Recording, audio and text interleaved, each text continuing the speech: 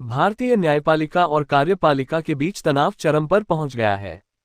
Retirement से महज 2 दिन पहले सुप्रीम कोर्ट के मुख्य न्यायाधीश सीजेआई जस्टिस भूषण रामकृष्ण गवई ने एक ऐतिहासिक फैसले में केंद्र सरकार के ट्रिब्यूनल रिफॉर्म्स एक्ट 2021 के कई महत्वपूर्ण प्रावधानों को असंवैधानिक घोषित कर दिया। इस फैसले को बड़ा विस्फोट करार देते हुए कानूनी विशेषज्ञों ने कहा कि यह सरकार की न्यायिक नियंत्रण की कोशिशों पर करारा प्रहार है। जस्टिस गवई की बेंच ने स्पष्ट शब्दों में कहा, जिस कानून को हम असंवैधानिक घोषित करें उसे सरकार दोबारा लागू नहीं कर सकती। यह फैसला न केवल संसद के बनाए कानून को स्ट्राइक डाउन करता है, बल्कि न्यायपालिका की स्वतंत्रता को मजबूत करने वाला मील का पत्थर साबित होता है। ट्रिब्यूनल रिफॉर्म्स एक्ट 2021 को केंद्र सरकार ने विभिन्न ट्रिब्यूनल्स जैसे केंद्रीय प्रशासनिक ट्रिब्यूनल, सशस्त्र बल ट्रिब्यूनल आदि की संरचना, नियुक्ति और कार्यप्रणाली में सुधार के नाम पर पेश किया था। लेकिन विपक्ष और कानूनी हलकों ने इसे न्यायपालिका पर अतिक्रमण का प्रयास बताया। एक्ट के तहत ट्रिब्यूनल्स के अध्यक्षों और सदस्यों की नियुक्ति में सरकार को व्यापक अधिकार दिए गए थे, जबकि सुप्रीम कोर्ट के पुराने फैसलों जैसे 2017 के रूल्स में कोलेजियम सिस्टम जैसी स्वतंत्र व्यवस्था का प्रावधान था। याचिकाकर्ताओं ने दावा किया कि यह एक्ट संविधान के मूल ढांचे, न्यायिक स्वतंत्रता और शक्तियों के पृथक्करण का उल्लंघन करता है। सुप्रीम कोर्ट की बेंच, जिसमें सीजेआई गवई और जस्टिस के विनोद चंद्रन शामिल थे, ने 19 नवंबर को 84 पेज के विस्तृत फैसले में एक्ट की धारा 3, 5, 3, 6, 3, 7, 4, 7, 8, 9, 10, 12, 13, 14, 15, 16, 18, 20 और 21 को असंवैधानिक ठहराया। कोर्ट ने कहा कि ये प्रावधान ट्रिब्यूनल्स को सरकार के अधीन बना देते हैं, जो संविधान के अनुच्छेद 14 समानता, 21 जीवन और स्वतंत्रता और मूल ढांचे सिद्धांत का उल्लंघन करते हैं।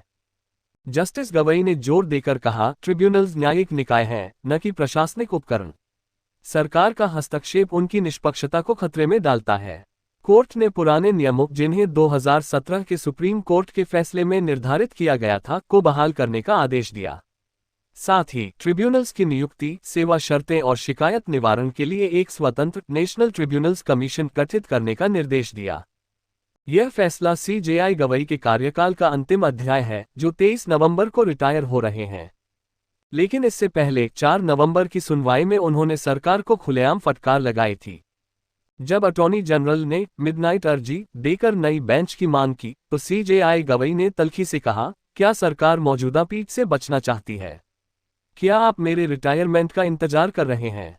उन्होंने स्पष्ट किया कि कोर्ट ने याचिकाकर्ताओं की पूरी दलीलें सुन ली हैं, अब सरकार को जवाब देना होगा। ये टिप्पणी सोशल मीडिया पर वायरल हो गई, जहां इसे सरकार को रगड़ने वाला पल करार दिया गया। विपक्षी नेता जैसे प्रियंका गांधी और अरविंद केजरीवाल ने ट्वीट कर सीजेआई की तारीफ की, जबकि बीजेपी ने इसे न्यायिक अत्याचार बताया। कानूनी इतिहासकारों का मानना है कि यह फैसला 1993 के इंदिरा साहनी मामले या 2015 के एनजेसी को स्ट्राइक डाउन करने वाले फैसलों की याद दिलाता है। वकील प्रशांत भूषण ने कहा, सीजेआई गवई ने साबित किया कि न्यायपालिका सरकार के खेल से ऊपर है। लेकिन सरकार की ओर से कानून मंत्री अर्जुन राम मेघवाल ने कहा कि फैसले का अध्ययन किया जाएगा और आवश्यक कदम उठाए जाएंगे। विशेषज्ञों के अनुसार यह फैसला ट्रिब्यूनल्स में लंबित लाखों मामलों जैसे पेंशन सेवा विवाद को प्रभावित करेगा, क्योंकि अब नियुक्तियां अधिक पारदर्शी होंगी। इस घटनाक्रम ने लोकतंत्र के तीनों स्तंभों कार्यपालिका, विधायिका और न्यायपालिका के बीच संतुलन पर बहस छेड़ दी है। सरकार ट्रिब्यूनल्स को कुशल बनाने का दावा करती रही, लेकिन कोर्ट ने इसे नियंत्रण का हथकंडा बताया। सीजेआई गवई का ये अंतिम प्रहार न केवल उनके कार्यकाल को यादगार बनाता है, बल्कि आने वाले सीजेआई जस्टिस सूर्यकांत के लिए चुनौतियां भी खड़ी करता है। क्या ये जंग का आगाज है? समय ही बताएगा। कुल मिलाकर यह फैसला भारतीय संविधान की रक्षा का प्रतीक बन गया है, जहां न्यायपालिका ने साफ संदेश दिया, खेल बंद, कानून का राज चलेगा।